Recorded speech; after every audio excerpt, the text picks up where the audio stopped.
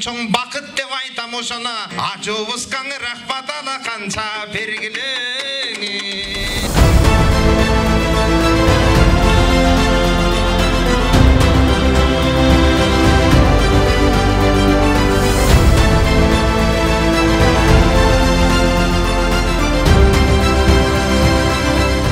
Hurmatlı konuklar, söz Kırgız Respublikasının Ministerlik Komitetinin Төрағасының орынбасары, Улуттук коопсуздук мамлекеттик комитетинин төрагасы, Кыргыз эл баатыры генерал-полковник Ташиев Камшек Рышачке берилет.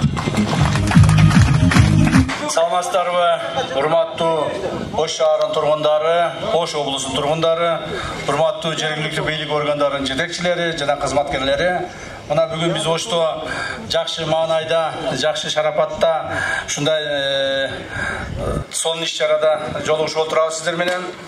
Бул биздин урматтуу президентибиз Садыр Кожоевич Жапаровдун бүгүнкү күндөгү жүргүзүп аткан саясатынын кайсы бир деңгээлдеги жемиштеринин бири деп айтсам болот. Себеби өзүңүздөр жакшы билесиздер, Ош шаарында, Ош жергесинде, айрыкча Ош шаарында ушул шаарыбыздын акыбалы кандай болуп калды эле, шаарыбыз ушундай эскирип, каралбай, түнөрүп, ушунчалык бир бозоруп калган шаар болуп калды эле. Бирок ушуну эске алып, урматтуу президентибиз мындан ары Ош шаарына чоң жардам кылайлы, Ош шаарын көтөрөйлү, колдойлу деген максатта биринчиден ушу шаарга мэр кылып Жеңишбек Шермаматовичти дайындады. Экинчиден ошол дайындаган күндө эле айткан болчу. Ош шаарына, шаардык ошол чарбасына иштете турган техникаларды толук бойдон алып бересин деп мага тапшырма берген. Ошонун негизинде биз Жеңишбек Шермаматович дайындалган күнүн эртеси эле ушул жумушту баштадык эле. Мына бүгүн баары келип турат. 500 миллион сом акча президенттин турукташтыруу фондунан бөлүнүп берилген. Ошонун негизинде ушул техникалар келди. Эми мындан ары ушул техникалардын бардыгы Ош шаарынын ичиндеги бардык чарбачылык жумуштардын баарын аткарууга мүмкүнчүлүгү бар. Жана башында биздин акыныбыз Ыдырыс энебиз айтып өткөндөй, мурун кийин ушу Ош шаарында бир иштетилейин десең, же техникасы жок, же бир колго илээрлик бир башка эмеси жок. Мына муниципалдык жанагы тазалык ишканасынын техникаларын көрүп жүрөсүздөр. Бардык эски, түтөгөн, такаланган, союз малынан бери колдонулган, ушундай техникаларда жүрүп калдык эле. Эми алардын бардыгын Жеңишбек жок кылсаңыз керек, аларды алып жок кылгыла дагы мына жаңы техникалар менен кызматташкан. Мындан ары Ош шаарында мындан да көбүрөөк тартип болот. Мындан да көбүрөөк чарбачылык жумуштар аткарылат. Урматтуу эл журт, өзүңүздөр жакшы билесиздер. Муну жанагы жасаган жумуштарды көз боямочулук менен, же бирөөнү алдап коюу менен эптеп убактылуу гана жасап өтүш эмес, чындап гана жөнөкөй адамдарга, карапайым эл журттун турмушуну өзгөртө турган, карапайым эл журттун кайсы бир деңгээлде ошолордун бир рахматын ала турган жумуштар жасагыла деп президентибиз тапшырманы берип отурат. Мен азыр мына эрте менен Бишкекте болдум, андан кийин Нарынга учуп кеттим эле, Нарындан келдим бул жерге. Так, азыр кайрадан учуп кетемин. То есть бул эмне деген маселе? Бул деген бардык мамлекет кызматкерлер тынбай иштешибиз керек. Мамлекет кызматка келдиңби? Иште. Мамлекет кызматка келдиңби? Ошол элдин жакшынакай ак батасын алыш керек. Ан мамлекеттик кызматка келип, мурдагыдай мамлекеттик кызматка азыр байыш үчүн же болбосо өзүнүн бир кадыр баркын көтөрүш үчүн келбейт. Кадыр баркты ел көтөрүш керек. Ошондуктан бул жерде биздин арабызда турган бардык мамлекет кызматкерлерге дагы бир жолу тапшырма иретинде айтып өтөмүн. Кылган жумушуңардын бардыгында элдин ыраазычылыгы болуш керек. Бул эң негизинен укук коргоо органдары, прокуратура органдары, сот органдары, коопсуздук органдары элдин түздөн-түз тилегин аткармайынча же элдин түздөн-түз ошол суроо талаптарына жооп бермейинче ишкерге мындай жакшы баа берилбейт. Өзүңүздөр билесиздер, мына эл журтка дагы муну айтып коюшубуз керек, мындай жарыя кылып. Мына азыр сотторубуз, Жөнөкөй районунун соттору эң аз алган акчасы 300 000 сом болду. 300 000 сом болду. Облустукка андан да көбүрөөк. Жанагы жогорку соттун судьялары андан да көбүрөөк болду. Бул эмне үчүн жасалып атат? Ошол соттор коррупциялык элементтерге берилбесин, элдин турмушун, элдин ошо чече турган жумушун акыйкат чечип берсин деп президентибиз ошого умтулуп атат. Ошондуктан ушул маселени жакшылап карашыбыз керек. Билесиздер, Ош шаары эмес, бүт эле Кыргызстаныбыздын бардыгында эле, айрыкча Ош шаарында өтө криминалдаштырып кеткенбиз. Криминалдар көбөйүп кеткен, бандиттер көбөйүп кеткен, опогиштиктер, кыйынмын деген баягы чала спортсмендер көбөйүп кеткен. Бизнесмендерди кыйнап, ал бизнесмендерди эле кыйнабастан, жөнөкөй адамдарды кыйнабастан мамлекеттик органдарга кол сала башташкан. Мына ошолордун бардыгын тартипке келтириш үчүн не деген эмгек кетти? Ошолор тартипке келтирип, бардыгын мыйзамдуу болуп, бардыгы мыйзамдуу жашап, бардыгы бир мыйзамга баш ийдиришке алып келиш үчүн не деген гана көп кыйынчылыктарды өттүк. Мына ошонун бардыгы эми артта калды. Мындан ары биз өсүп өнүгүшүбүз керек. Ушул жерде оштуктар турасыңар, оштуктар десе ойлобогула, мен башка жактан экен деп. Мен да оштукмун. Мен да ошо Ошто чоңойгонмун, Ошто өскөнмүн, Ошто окуганмын. Биз бардыгыбыз билебиз. Мына жакынга эле жерлерде бир случайны айтып берейин силерге. Силер кээ бирлер ойлойт бул кандай болуп атат экен деп. Силерде мына ушул жерде баягы Досонов Женга деген бир криминалдык авторитет бар эле, туурабы? Женга дегенде бардыгы унчукпай калышчу. Женгенин балдары, Женгенин чорнойлары, Женгенин кыйындары болуп, ушундай болуп калышчу. Керек болсо биздин укук коргоо органдарыбыз да унчукпай калган. Бир эле случайда айтып берейин, азыр ал кишинин үстүнөн өтө чоң мурда кылып өткөн кылмыштары боюнча процесси болуп атат. Бир нече кылмыштардын өзүнүн эле жердештерине ушул мына бир случайда айтып коеюн эми, бул уже бул ачылган кылмыш, мында эч кандай жашыра турган секреттин нерсеси жок. Өзүнүн эле жердештери мына СИЗОдо наркотикке сайып өлтүртүп 2015 жылы өлтүрткөн балдарды мына азыр таап чыктык. Анан дагы көп айтышат, Женга биздин жердешибиз болгон деп. Өзүнүн жердешибизди өлтүрүп атат. Ушул бандиттер болгон ушулардын бардыгы. Ошол бандиттердин бардыгы азыр жок кылынган. Кыргызстандын кайсыл булуңгурчунда болбосун бир дагы бандит болбойт мындан ары. Уюшкан кылмыштуу топ деген болбойт. Бардыгы мыйзам чегинде болот. Эгерде Оштук баягы анча-мынча калган бандиттердин мүчөлөрүнө же башкаларына айтып коеюн. Эгерде бирөөңөрдү ууп калсам бир жерден, каттуу жаза тартасыңар, жигиттер. Каттуу жаза тартасыңар. Мыйзамга кайтып, мыйзам чегинде жашагыла.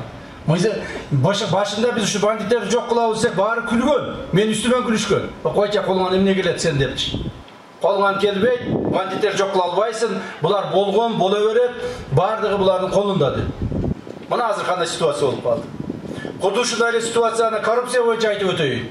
Коррупциялык элементтер боюнча мамлекетибиздин бардык жеринде коррупция чырмап алган. Техника сатып аласыңбы? Коррупция бар. Жол курасыңбы? Коррупция бар. Имарат курасыңбы? Коррупция бар. Бирөө жумуш кыласыңбы? Коррупция бар. Ушундай болуп кеткен. Жөнөкөй адамдарга жашоо жок болуп калган. Жалаң ушу бийликке байып, ушундай үйлөрдү салып, ээлеп алып жүргөндөр гана жашап калган. Эми андай болбойт. Урматтуу президент Садыр Кожоевичтин биздин алдыбызга койгон тапшырмасы коррупция элементтерге толук бойдон бөгөт коюу. Özünüzдөр жакшы билесиздер, 21 январ быйылкы жылдан баштап коррупциялык кылмыштарга жаза катаалданды. Эгерде мурда коррупционер bir кылмыш менен колго түшсө, взятка менен колго түшсө, же болбосо bir мамлекеттин bir байлыгын жеп койгон болсо, ал ошо мамлекеттин байлыгын кайра толуктап, тергөө менен кызматташууга барып, жана бардык кылмышты мойнуна ала турган болсо, мыйзамдын чегинде ага штраф менен чыгарып коюшчу. 20, 30, 50, 100 миң сом менен. Эми андай болбойт. Эми азыр мойнуна алса дагы, ошо урдаган акчасын ордуна койсо дагы, тергөө менен кызматташса дагы, эмне кылса дагы сөзсүз түрдө түрмөгө отурат. Мына ушундай мыйзам кабыл алдык. Ошондон коррупциялык элементтерге, баш ийгендерге, коррупциялык элементтерге барган мамлекеттик кызматкерлерге дагы бир жолу эскертип айтамын. Коррупцияны тыйгылаган. Туура ушул мыйзам кабыл алгандан бери азыр кескин түрдө коррупция азайды. Бирок баары бир бар. Баары бир жанагы паразиттер, кан соргучтар, анча-мынча майда чүйдө аяктан буякта алып коёюн дегендер бар. Айрыкча мындан ары биз мамлекеттик деңгээлдеги коррупциянын баардыгын азайттыкпы? Азыр мектептер, больницалар, садиктерге чейин карайбыз. Жакында эле Ошко келип мен бул жерде ГКИМда чогулуш өткүзгөндө түштүк жанагы эсептөө палатасынын түштүк жетекчиси айтты эле, бизде эч кандай коррупция жок, коррупция болсо мен жооп берем, иштен кетүүгө даярмын деп. Мына кече Тогуз-Тородо ошонун бир кызматкерин $3000 пара алып аткан жерден кармадык. Кызматтан кеттиби ошо киши? Я, ГКИМдын эмеси бар, жетекчиси бар, же. Кеттиби? Кеттиби? Ну вот, мына сөзү жооп берсин. Кызматтан кетти. Дагы башкаларга да айтамын. Коррупциялык элементтер болсо, жетекчилер жооп бересиңер. Жооп бересиңер. Мэрияда коррупция болсо, Жеңишбек Шерматов жооп берет. Губернатор жооп берет өзүнүн аппаратында коррупция болсо. Акимдер жооп берет, айыл өкмөттөр жооп берет. Таза иштегиле. Ким мамлекетке таза иштеймин, мамлекет үчүн жанымды беремин, мамлекет үчүн кыйналсам дагы мен кайылмын, бирок иште берем деген адам болсо, ошол адамдар кызмат кылат. Башкача ойлогон адамдардын баардыгын биз тазалайбыз. Урматтуу эл журт, урматтуу туугандар, Оштогу болуп жаткан өзгөрүүлөрдү өзүңүздөр көрүп атасыздар. Ош шаарына эле быйылкы жылы 20 миллиард сомдон ашык акча бөлүндү. Ош шаарынын өзүнө эле жолдорду жасаганга, мына ипотекалык үйлөрдү курганга, техникаларды алганга, жана башкалардын баардыгы 20 миллиарддан ашык акча бөлүндү. Мына Ош облусуна болсо 30 миллиардты тегереген акча бөлүндү, 28-30 миллиард тегереген акча бөлүндү. Ош облусу, Ош шаарына кошулуп 50 миллиард акча бөлүндү. Качан ушундай болгон эле? Эч кандай мындай болгон эмес. Ошо бөлүнгөн акчаларды эми эффективдүү иштетип, ошолордун пайдасын көрүш керек. Ошолордун пайдасы элге тийиш керек. Ошо бөлүнгөн акчаларды иштетип аткан мамлекет кызматкерлер, жеке кызматкерлер баардыгыңар ушундай эсиңерге тутуп алгыла. Эртең жолу куруп аткан жолуңарды текшеребиз. Куруп аткан зданияңарды текшеребиз, иштеткен техникаларыңарды текшеребиз. Ошондо ошого илешип калбаш үчүн азыртадан таза иштегиле. Азыртадан таза иштегиле. Урматтуу эл журт, мындан ары дагы ушул мамлекетибизге таза жана көптөгөн кызматтарды кылуу үчүн урматтуу президентибиз Садыр Нуркожоевичтин бизге берген тапшырмасы бар. Ошо тапшырмасы аткаруунун негизинде мына Ош шаарында болуп жаткан өзгөрүүлөргө туш болуп атасыздар. Шаарыбыздын мэри Кудайга шүгүр жакшы мэр келип калган экен, жакшы мэр чыгып калган экен. Муну биз үлгү кылып айтышыбыз керек. Жакшыны жакшы деп айтпасак качан айтабыз?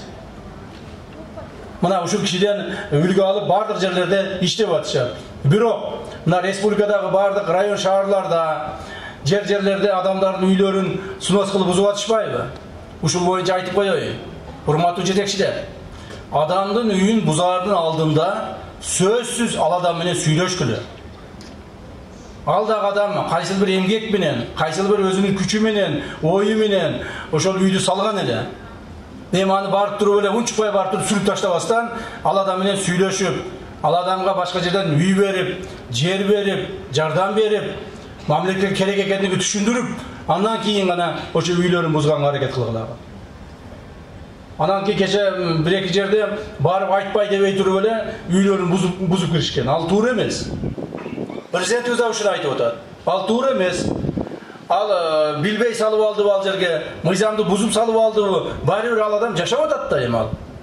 Jaşap otat da adam bari bir anın jaşagan üyünende kuup çık öyle üyündü buzup öyle bar talaga bardı kuup ürse.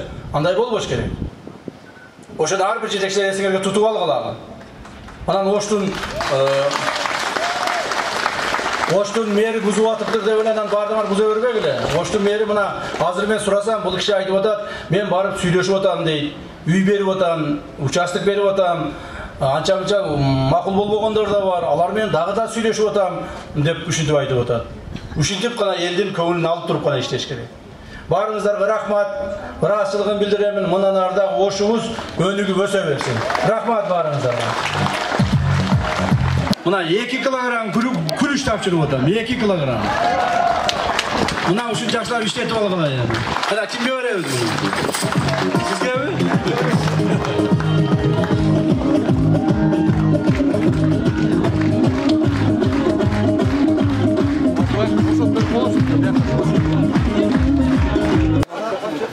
Bu деген техникалар, сами фирма техникалар.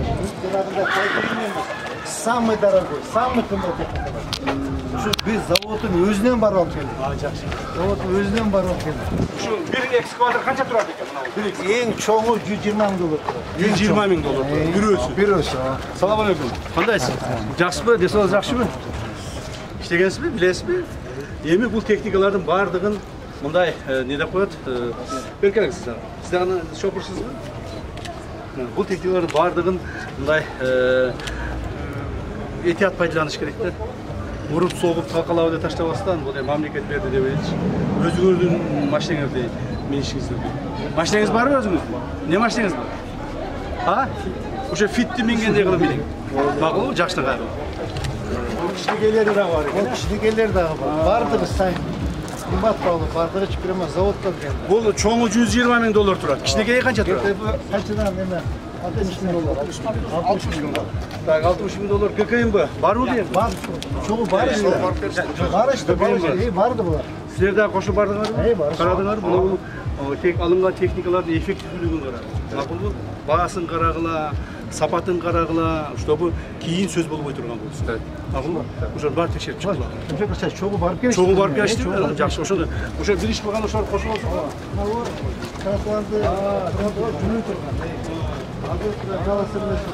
Bunday teknikalar жоқ эле? Yok. Ya kaçkala tevlep ketişim mümkün. O? Bu bardı, maslova teknika var. Bular spes zakaz menen geldi, kança ayçı. Bunday жоқ eкен de, emelerdечи, только Pekin şarında var eken. Pekin'den bar alıp gelişti. Ya o? Жүрбөй атат мунумуз. Elektromobil yok. Aa, elektromobil olsa ün çıkmaydı tamam. Ün çıkmaydı. Aa, все понятно. Hazırlanacağız. Все понятно. Uçurup koydum masanızda.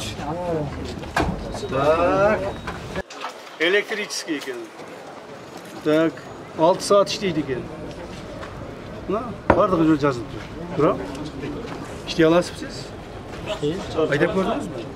Gördüm. Kulağı gelmiş. Yüzünse kulağı gel. Ehtiyat kılalım işte ne? Valiteler çok oldu. Bular жаңадан набирать etdi. Hem oşunda sizlerde жаңадан штат көбөйдү да. Штат көбөйдü. Айлықтар қанша болды dedi? Aylığınız kaça? Aylık hazır 16. Bular da hazır aklar götürüyoruz. 16 mı? 16 mı? Az. Hazır bular жоқ degende bir en az aldı degende bir 30.000 alış керек. Köbüsü geldi hiç. $45.000 alıp geldi. Narkılar Olur $45.000 da. $45.000. Harbi. 40.500. La bulardan kişinekeyi var. 10 tonna. Bular 25 tonna olmuşlar. Bular Bunlar kişilik yani. O narkolar kişilik. 10 tonna. Kaç tane aldık? 26.500 tonna. Tezlik.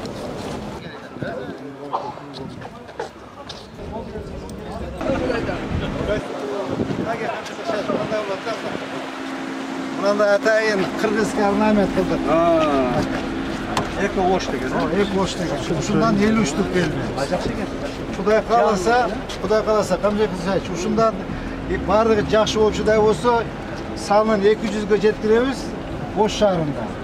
Ана Bunu mындай 200 емес, бұл егер бары жақсы болса санын 1000-ге жеткізіш керек.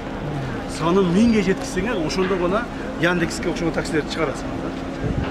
1000-ге жеткізіш керек. Ош чоң шаар. Жоқ, біз 200-ді Ошқа алып келебиз, 100-ді Бишкекке алып барабыз, 50-ні Жалауатқа алып барабыз. 5 Кыргызстанды камтыйбыз. Эмне үчүн Жалауатка 50? Анда 100 алып барабыз.